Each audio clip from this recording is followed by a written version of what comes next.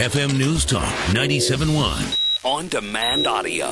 You know, we hear the phrase war on women and so on and so forth many, many times a day in the mainstream media and from liberals, but there's a real war on women that's happening, and it's tied in to the Wisconsin recall. And no one has been following this more closely than New York Times bestselling author Michelle Malkin. You can find her at michellemalkin.com, author of Culture of Corruption, Unhinged. I have all of her books. She's a fantastic person, and she's really been raising awareness as to everything that's going on in Wisconsin, the attacks on Governor Scott Walker, the attacks on Lieutenant Governor Rebecca Kleefisch. And Michelle joins us right now on the phone. Good afternoon to you. Hi, Dana. It's so great to talk to you. It's good to have you. It's good to have you on the program, and I so appreciate everything that you've been doing, and of course everything that you face. And we'll talk about that here as well. But in Wisconsin, you've covered this really closely. Just how close the Marxist labor force, and just progressives are getting to possibly being successful in recalling the lieutenant governor. They've really focused all of their barrels on Scott Walker, and on just Friday there was the federal judge struck down some parts of the collective bargaining law, but more from what I read, it was upheld pretty well. What are your thoughts on what happened on Friday and what Walker and the rest of the conservatives in Wisconsin are facing right now? I think that Governor Walker and the rest of the GOP state legislative majority that stood behind him, and of course Lieutenant Governor Rebecca Kleefisch as well, should all feel very proud of the work that they did and the courage that they showed in passing these union and budget and pension reforms. The lone federal judge did uphold most of the really important financial reforms. And the main thing I think that it is at issue now is, I think, another huge piece of this, especially for the rest of the country, which was rolling back the coerced dues scheme that has been such a racket for big labor across this country for decades. But the governor's office seems fairly confident that when it goes to appeal, it's going to go to the Seventh Circuit Court of Appeals, that portion will also be upheld. And you remember during all of those apocalyptic mob scenes at the Capitol that all these people who care very little about the state or the federal Constitution kept talking about how this thing was blatantly illegal, and yet probably 90% of it was upheld on Friday. So that's the good news. Of course, the bad news for the taxpayers of Wisconsin is that big labor is pouring tens of millions of dollars in coerced dues from across the country into Wisconsin because they know, and everybody knows, that it is such a ground zero. And that's the phrase I have kept hearing over and over again as I visited Wisconsin. I was there a couple of weeks ago, and that's when I got to meet with Rebecca Kleefisch, the lieutenant governor, who told me an alarming, disturbing story about how she has been targeted and how it really hasn't been highlighted. And so I have to thank you, Dana, and everyone on your team who has really helped spread the word about this, because she is a target not only of big labor, but of these so-called tolerant progressive leftists who have leveled the most vicious, sexist smears against her because she happens to be a proud Tea Party mom. She's got two daughters, and they were with her in the boardroom at the hotel when I met her, coloring while we were talking about this really ugly political scene. And she's really sort of been on her own because she's never been part of the GOP establishment. Yeah, and that makes it even more difficult. And I know that Governor Scott Walker, that a lot of the dollars that are in the state are really going towards kind of shoring up his defense from the onslaught of these attacks. And it not only leaves people like Lieutenant Governor Kleefisch a little exposed, but also a lot of these other candidates who are going up here in the next election. So Wisconsin's, it's hurting right now. And you're right, this really is ground zero. And you made this point in your column as well, which I thought, I hope people understand the weight of this, that this is ground zero, and that if progressives get a foothold here and they're able to run either both or one, Kleefisch or Walker out on a rail, then that's going to embolden them, and we could very well see those results be repeated in other states across the country too.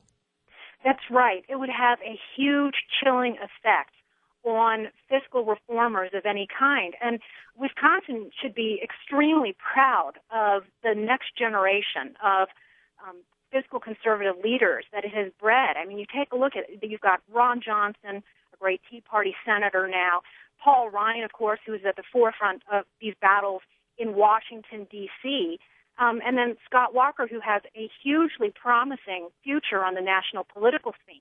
And this is why you've got all of these Soros-funded groups, these activists, these operatives, who have nothing better to do than camp out on the Capitol and try and harass Walker and all of his supporters in the state legislature. And that's another key thing. You know, I was talking to Congressman Ryan also a couple of weeks ago in Milwaukee, and that's his untold story, is that the balance of the state legislature is now at stake. And you'll remember that last year there were all of those recall efforts beforehand, and it was sort of a mixed record for the left. But, of course, they poured so much money into it, and that's always a plus for us when they're squandering money. Right.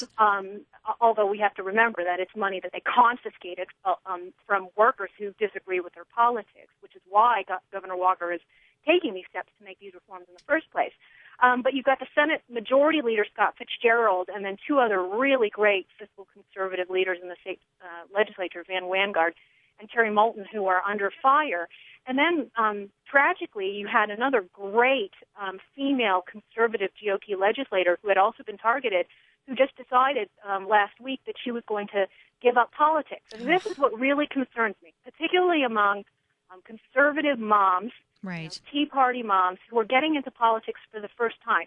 Because if Republican men do not stand by these women, you know, what is all of this talk about diversifying the Republican Party all about? Amen. Amen to that. And that's something that's the real war on women that is happening right now, not this fabricated narrative from the administration to distract from the high gas prices and the failed foreign policy and the failed economy. It's the attack on people like this Republican conservative state legislator that you just mentioned, and Lieutenant Governor Clayfish, and you yourself. I mean, I see your Twitter feed and some of the stuff that people throw at you.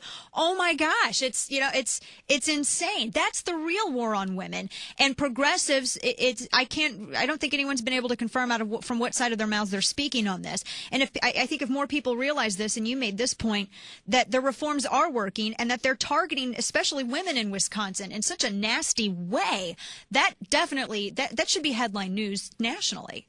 It really should. And, of course, your Twitter feed is just as bad as mine.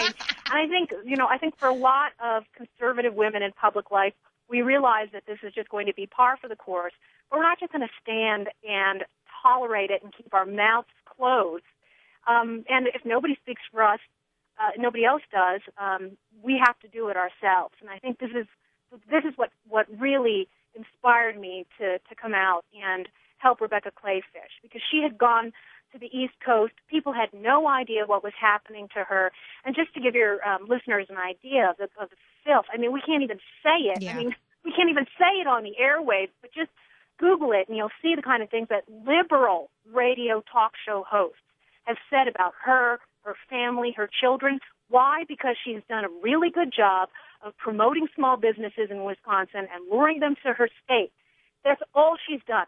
She's not being accused of malfeasance or incompetence.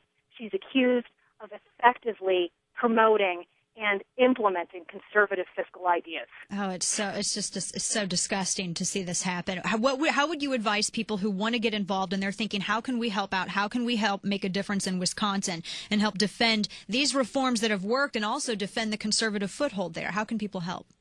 Well, I know that it is tough economic times for so many people out there.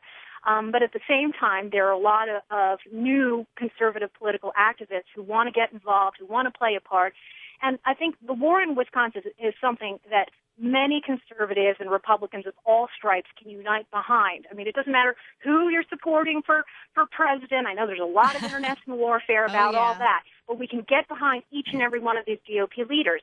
And small donations right now are going to make the biggest difference, because after the recall was certified, it's happening on June 5th now, and it was certified on Friday, there are going to be extreme limits on the amount of individual donations. So small donations make all the difference.